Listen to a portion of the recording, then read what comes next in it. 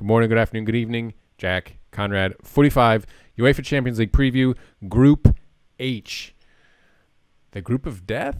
Maybe for one of these clubs, it could ruin them. But so you got PSG, United, Leipzig, Istanbul Başakşehir here. Interesting matchups. So the early match this week is United traveling to PSG, and then obviously Leipzig and Başakşehir here. I don't know that this is the group of death because I don't have a whole lot of faith in United.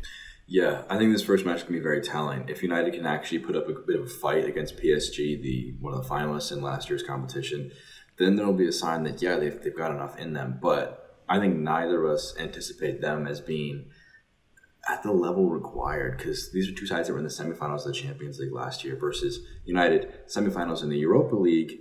Pretty good, but they have taken some, I don't want to say steps back, but they haven't pushed themselves forward as much as they could have. So it's going to be a great group, I think. There's going to be great matches every week, starting with United PSG, and a lot of storylines to follow, and it is going to be a very competitive group at the very least. First up, Paris Saint-Germain. They lost to Bayern 1-0 in the final last year, and they did not look very good doing it. For a club that had no finish to the domestic league, they just shut it down after they didn't try to do a project restart. All they had to do was focus on Europe, and they came up short. They could not figure out how to break Bayern down. Neuer was tremendous. They look bad, and they're okay. And thus far this year, 5-0-2, second in the league, not conceding a lot, which is good. 16 scored, 3 conceded, and they're pretty stingy generally speaking. Yeah. But I like the signing of Icardi. I think he's going to be an interesting guy up front with Mbappe and Neymar. You've got a great front trio up there. And so I think that for PSG, your aspirations are making it to the final again and winning it. So the bare minimum is dominate your group, wipe the floor with them. You have two of the best players in the world, Neymar and Mbappe. 83% to qualify and 11% to at least win the tournament. They want to be. Is that second only to Bayern? I believe so. Next up, Manchester United back in the Champions League after a year in the Europa League. No Cavani, no Maguire for the trip this week. Fernandes will captain them. Maybe that's a sign of things to come. I don't think that Maguire is being benched. I just think he's hurt. But this is a collection of talented parts that lacks cohesion on the pitch, and there's no cohesive vision at the boardroom level, which is a terrible combination. Yes, it's an awful combination. I think that there are many problems with United. We did a shorter video on Maguire. That you could pick almost any player in the United squad and say these are the problems that they have in terms of from the board on down. What's wrong with the players, implementation, acquisition. They could prove a lot of people wrong, though. All they could prove a lot of people wrong. He loved saying that he proved people wrong last year when they finished in third place. This would really prove people wrong. You're probably third favorite to make it out of this group. Make it out of this group, and you actually shut some people up. Can they do that, though? Remains to be seen. Next up, Leipzig. First in German league right now, 10 points from their first 4 matches. Last year, 81 scored, 37 conceded. Again, we talked about the Austrian counterpart. These are just football factories. They just move the talent from Austria to Germany and then on to the rest of Europe. Yeah.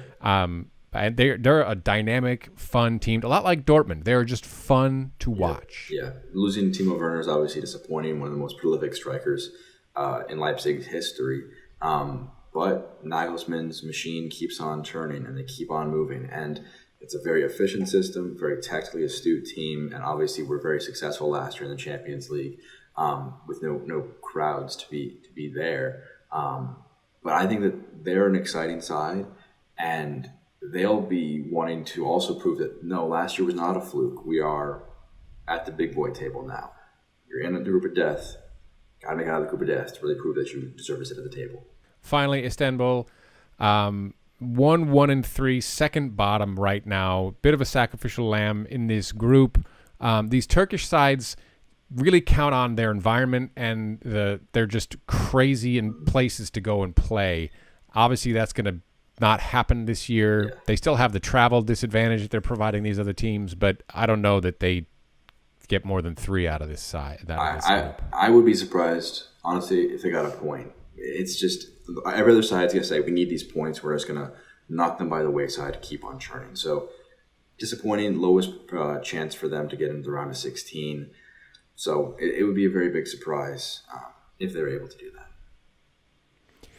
So we've got it breaking down similarly. I thought I was, pushing it by putting Leipzig up ahead of United, but you've got them topping the table. Yeah, I think that PSG are a bit too shaky for my liking. I really like Leipzig a lot. I think they're a well-oiled machine, and they're prepared for the rigorous amount of games that are coming up versus the niggling injuries that have been dealing with Neymar and Mbappe.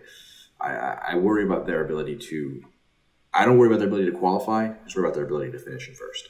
That'll do it for us for the look at Group H. That is all 8 groups thus far for the UEFA Champions League. Jack, Conrad, this is the 45. Please like, comment, let us know what you think, and subscribe, and look for us on the Twitter at the 45. Take care now.